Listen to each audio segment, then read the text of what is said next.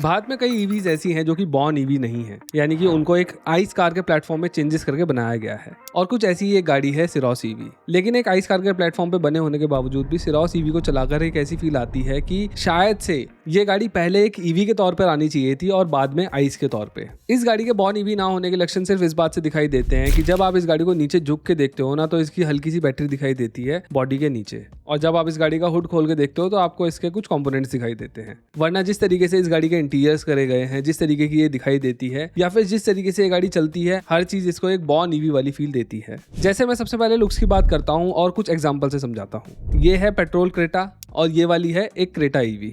दोनों को फ्रंट से देखो, साफ दिखाई देता है कि क्रेटा पेट्रोल की ग्रिल निकालकर क्रेटा ईवी के अंदर एक ज्यादा स्मूथ शेप दी गई है, यानी कि टिपिकल ईवी की रिक्वायरमेंट्स के हिसाब से इसके फ्रंट फेस को ज्यादा स्मूथ बनाया गया है ताकि ड्रैग कोफिशिएंट कम हो। और सेम चीज आपको सियरा आइस और सियरा ईवी के बीच में भी दिखाई देगी। ये डिफरेंस आपको इस गाड़ी में भी दिखेगा। लेकिन सिरोस आइस और सिरोस ईवी को एक बार साइड टू साइड देखो, आपको कोई भी चेंज दिखाई दे रहा है इस गाड़ी में। सिरोस पेट्रोल और सिरोस ईवी दोनों के ही फ्रंट में आपको कोई खासा चेंज दिखाई नहीं देगा, क्योंकि सिरोस आइस पहले से ही एक स्मूथ फ्रंट एंड के साथ आती थी जैसे कि कोई ईवी हो। बाकी अगर मैं इसके डिजाइन को लेकर अपनी ऑब्जर्वेशन बताऊं तो सिरोस के डिजाइन को लेकर ना मेरे को दो मत दिखाई देते हैं, जिसमें ऐसे लोगों की संख्या ज्यादा है जिनको ये गाड़ी पसंद कम आती है, और शायद से इसीलिए इस गाड़ी की जो सेल्स है ना वो भी उतनी ज्यादा नहीं हो पाती है जितनी होनी चाहिए थी एक्चुअली। मुझे क्या लगता है कि अगर किया वाले इस गाड़ी के डिजाइन को कुछ ऐसा बनाते, इसकी फ्रंट और टेल लाइट्स को बिल्कुल एक्सट्रीम कॉर्नर्स पे ना डालते हुए, यानी कि इसको बड़ा ना दिखाते हुए कोशिश करते इसको क्लासी लुक देने की कुछ गोल्ड लाइट्स के थ्रू, तो ये गाड़ी एक बड़ी ऑडियंस को पसंद आ सकती थी।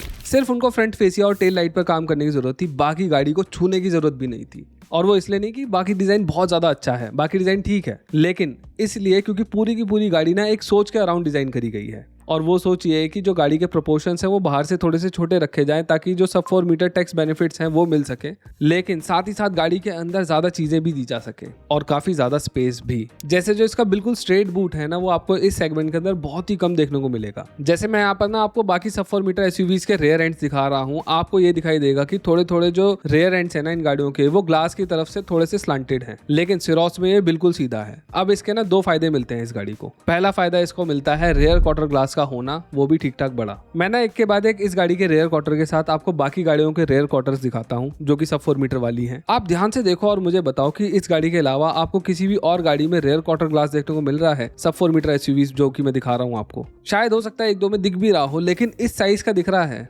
नहीं, राइट।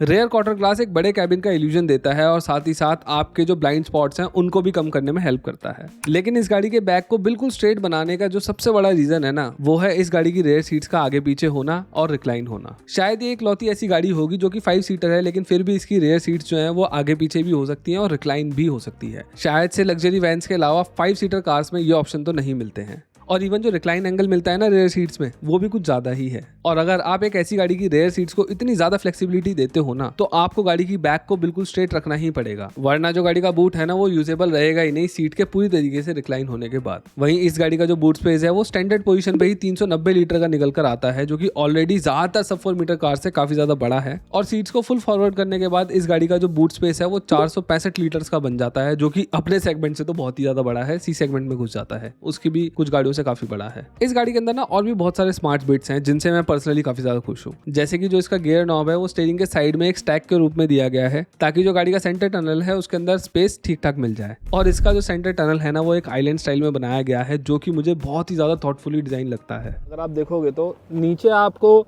यहाँ पे वायरलेस चार्जिंग मिलती है, यहाँ बॉटल रखने के लिए जगह मिलती है, ठीक है। यहाँ पर आपको एक एम्प्टी स्पेस मिलता है, यहाँ पर आप कुछ रख सकते हो, बढ़िया सी चीज़। फिर यहाँ पर आपको ऊपर ये जो फ्लोटिंग कंसोल मिलता है, इसमें अगर आप ये देखोगे तो ये पुश वाले हैं, मतलब आप बड़ी चीज़, बड़ी बोतल भी रख सकते हो इसके अंदर, ठीक है। जो आजकल लड़कियां बड़े बड़े डब्बे ले घूमती है पानी वाले, वो भी आ जाएंगे इसके अंदर।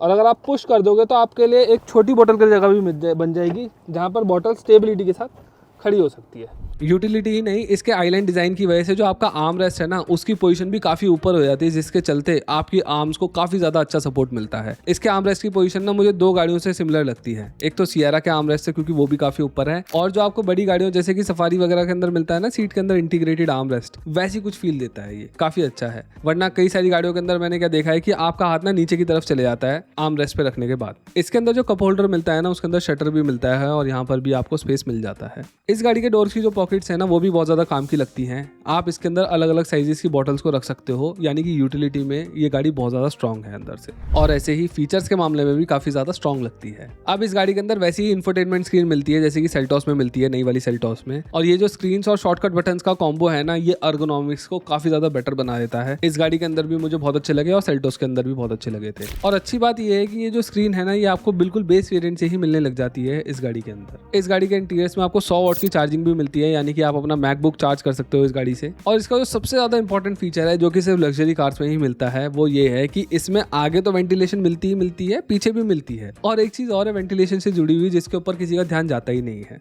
जो बाकी गाड़ियां होती है ना, उनमें जो परफोरेशन मिलती है, यानी कि ये जो छोटे छोटे छेद आपकी पीठ को हवा देने के लिए होते हैं, वो सिर्फ इतने एरिया में होते हैं। लेकिन सिरोस एक ऐसी गाड़ी है जिसके इस एरिया पर तो परफोरेशन है ही, साथ ही साथ बोल्स्टर्स पर भी आपको परफोरेशन देखने को मिलती है। और ऐसा बाकी गाड़ियों के अंदर मैंने आज तक नहीं देखा, शायद सेल्टोस के अंदर हो सकता है, लेकिन बाकी किसी गाड़ी में नहीं देखा। मुझे लगता है कि बोल्स्टर्स में भी परफोरेशन देने से गाड़ी की जो सीट्स का वेंटिलेशन है वो डेफिनेटली बेटर होगा। अगर आपको सीट परफोरेशन से रिलेटेड ये वाला फैक्ट नहीं पता था और इससे आपके टाइम में कुछ वैल्यू ऐड हुई है, तो please consider subscribing to our channel. 1 million से बहुत ज्यादा दूर भी नहीं हूँ, अगर आप लोग सब्सक्राइब करोगे तो शायद जल्दी पहुंच जाओ। चलिए वीडियो में आगे बढ़ते हैं। मैं इस गाड़ी के इंटीरियर से, इसके फीचर से काफी ज्यादा खुश हूँ, लेकिन मुझे ये भी लगता है कि किया को इसके डिजाइन पे डेफिनेटली काम करना चाहिए था। जैसे मैंने बताया, या फिर कुछ और कर सकते थे, लेकिन डेफिनेटली काम करने की जरूरत थी। पर मेरे हिसाब से वो अभी भी ऐसा कर सकते हैं। उनको बस एक माइनर फेसलिफ्ट लाने की जरूरत है, जिसमें फ्रंट पैनल और बैक पैनल के अंदर ही जो प्लास्टिक के पार्ट होते हैं उन्हीं में चेंजेस करे जाएं और नई लाइट्स लगा दी जाएं। अब गाड़ी को चलाकर भी बात कर लेता हूँ। इस गाड़ी के अंदर आपको 2 बैटरी पैक मिलते हैं।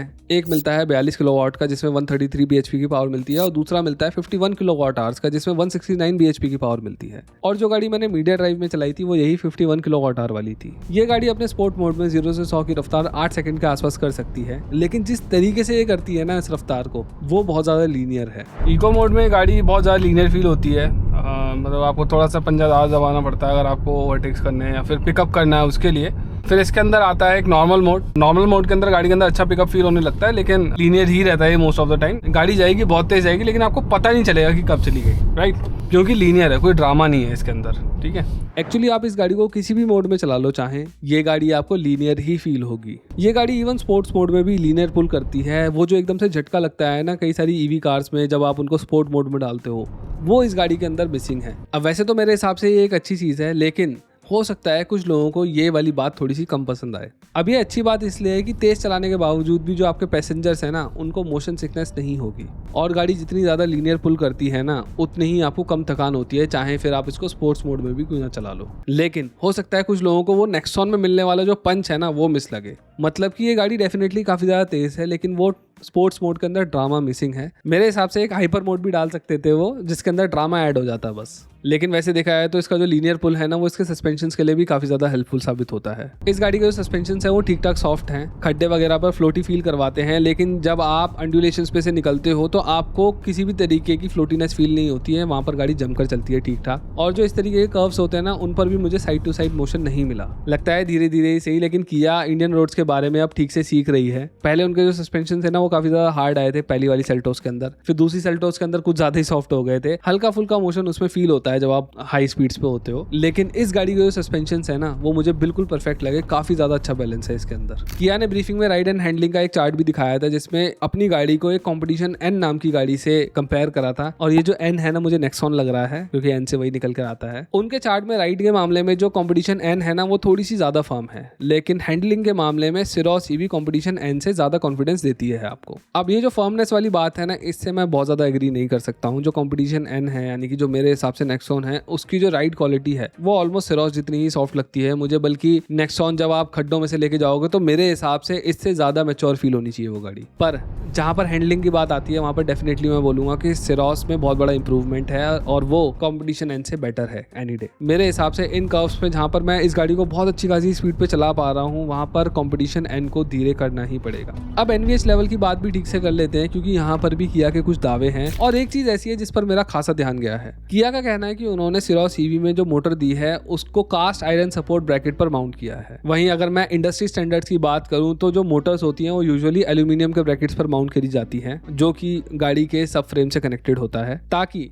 गाड़ी का जो वजन है वो कम रह सके। लेकिन जो एल्यूमिनियम होता है ना, उसमें हाई रेविंग मोटर की जो वाइब्रेशन होती है वो डेफिनेटली ट्रांसफर होती है, वो हल्का हल्का वाइब्रेट करता है, क्योंकि जो एल्यूमिनियम की डेंसिटी होती है वो कास्ट आयरन के मुकाबले 2 गुना से भी कम होती है। इसीलिए हाई रोटेशन वाली मोटर्स की जो वाइब्रेशन है वो बॉडी के अंदर ट्रांसफर होती है और फ्लोर पैड वगैरह में फील होती है। तो ये तो रही टेक्निकल बात, लेकिन अगर मैं अपना ओपिनियन दूं तो डेफिनेटली मुझे लगा कि इस गाड़ी के अंदर जो वाइब्रेशंस हैं वो बहुत ही कम है, काफी ज्यादा स्मूथ राइड लगती है एक्चुअली। इसकी किसी भी तरीके की जो वाइब्रेशन है इस गाड़ी के अंदर फील नहीं होती है। बाकी जो विंड नॉइस और रोड नॉइस वगैरह हैं वो ईवीज़ में डेफिनेटली थोड़ी ज़्यादा फील होती हैं पेट्रोल कार के मुकाबले, क्योंकि उनके अंदर इंजन होते हैं, इनके अंदर इंजन नहीं होते। लेकिन फिर भी सिरोस पे अच्छा काम किया गया है, बहुत ज़्यादा कुछ अंदर नहीं फील होता है। अब आते हैं मेन मुद्दे पे, यानी कि रेंज पे। जैसे कि मैंने पहले आपको बताया कि इस गाड़ी के अंदर 2 बैटरी पैक और 2 पावर ऑप्शन मिलते हैं। जो 51.4 किलोवाट आवर वाला बैटरी पैक है उस पर किया क्लेम करती है 526 किलोमीटर की रेंज, और जो 42 किलोवाट आवर वाला बैटरी पैक है उस पर 443 किलोमीटर की रेंज। देखो 42 किलोवाट आवर वाला मैंने चलाया नहीं, तो उसके बारे में मैं ज़्यादा नहीं बोल सकता हूँ, लेकिन जो बड़ा वाला बैटरी पैक है वो मैंने चलाया है, और जो एवरेज रेंज मैं बोल सकता हूँ कि हाँ इतनी निकलेगी मेरे कैलकुलेशन के हिसाब से, वो है 380 से लेकर 390 किलोमीटर के आसपास। और जो हमारे मीडिया वाले बाकी साथी थे जिन्होंने ये गाड़ी चलाई है वहाँ पर, उन्होंने भी लगभग इतनी ही रेंज क्लेम करी है। लेकिन हमारे चलाने में और एक आम आदमी के चलाने में फ़र्क होता है। हमें गाड़ी को शूट भी करना होता है और हमारे पास एक लिमिटेड टाइम ही होता है, उसके बाद हमारी फ्लाइट होती है घर आने के लिए।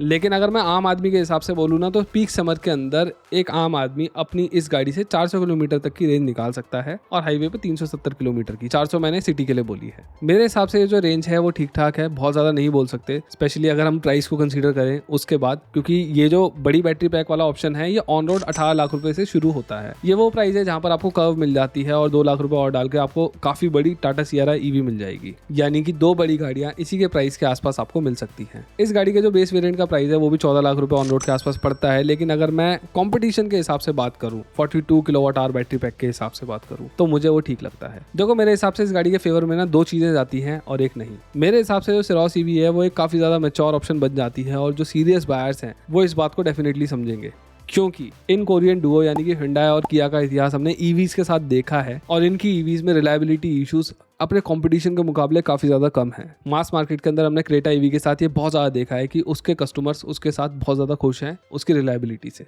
मेरे हिसाब से ईवीज के अंदर रिलायबिलिटी इस वक्त सबसे ज़्यादा मेजर बाइंग फैक्टर होना चाहिए आपके लिए, क्योंकि जो बाकी इलेक्ट्रिक कार बनाने वाले ब्रांड्स हैं उनमें से ज़्यादातर ब्रांड्स की जो गाड़ियाँ हैं वो रिलायबिलिटी इशूज़ के साथ जूझ रही हैं फिलहाल के टाइम में। वैसे सिरोस पर इंट्रोडक्टरी बायबैक ऑफर भी दिया जा रहा है, जिसमें 3 साल के अंदर अगर आप गाड़ी वापस करते हो तो 80% आपको अपनी गाड़ी की वैल्यू वापस मिल जाएगी। डेफिनेटली कुछ टर्म्स एंड कंडीशंस होंगे, आप ठोक ठाक के ऐसी गाड़ी वापस नहीं दे सकते, लेकिन मेरे लिए ना इस ऑफर से भी ज़्यादा ज़रूरी चीज़ है ब्रांड पर ट्रस्ट, क्योंकि यार बहुत ही कम ऐसे लोग होते हैं जो इतनी जल्दी अपनी गाड़ी को बदलते हैं। इस गाड़ी को खरीदने का जो दूसरा बड़ा रीज़न मुझे लगता है वो है बाहर से कॉम्पैक्ट होने के बावजूद भी अंदर बहुत ज़्यादा स्पेस मिलना, साथ ही साथ अंदर एक लग्जरी फील भी मिलना। क्योंकि यार आप बेशक 500 किलोमीटर की रेंज वाली ईवी भी क्यों ना ले लो, मेजॉरिटी में लोग ईवीज को सिटी के अंदर ही यूज़ कर रहे हैं और अपनी सिटी ड्राइव्स के लिए ही ले रहे हैं। तो अगर आपके पास एक ऐसी कार हो जो कि पार्क करने में भी इशू ना दे, साथ ही साथ वो आपको वो लग्जरी और कंफर्ट भी दे जो कि आपकी डेली ड्राइवर के अंदर होना चाहिए, तो उससे अच्छा कुछ नहीं हो सकता है। लेकिन जो चीज़ इस गाड़ी के फेवर में अभी भी नहीं जाती है मेरे हिसाब से, वो इस गाड़ी के लुक्स हो सकते हैं, लेकिन मेरे हिसाब से इस गाड़ी के लिए ये चीज़ उतनी बड़ी डील ब्रेकर नहीं होगी जितने इसके पेट्रोल वर्जन में है, क्योंकि विंडसर भी ना कोई खास नहीं दिखती है, लेकिन फिर भी बहुत ज़्यादा अच्छे नंबर्स कर रही है। तो मुझे क्या समझ में आ रहा है कि जो ईवी की मार्केट है ना, उसके बायर्स बहुत ज़्यादा मैच्योर है, वो अपनी नीड्स को प्रायोरिटाइज करते हुए ईवीज की तरफ जा रहे हैं। उनका ज़्यादा ध्यान इस बात पर है बजाय इस बात पे कि दूसरे लोग उनकी पसंद को कैसे परसीव करेंगे। तो इस वीडियो में बस इतना ही। अगर आपको मेरी ये वीडियो पसंद आई हो तो please consider subscribing to our channel. इस वीडियो को लाइक करिए, शेयर करिए और कमेंट्स में अपने विचार भी छोड़ के जाइए।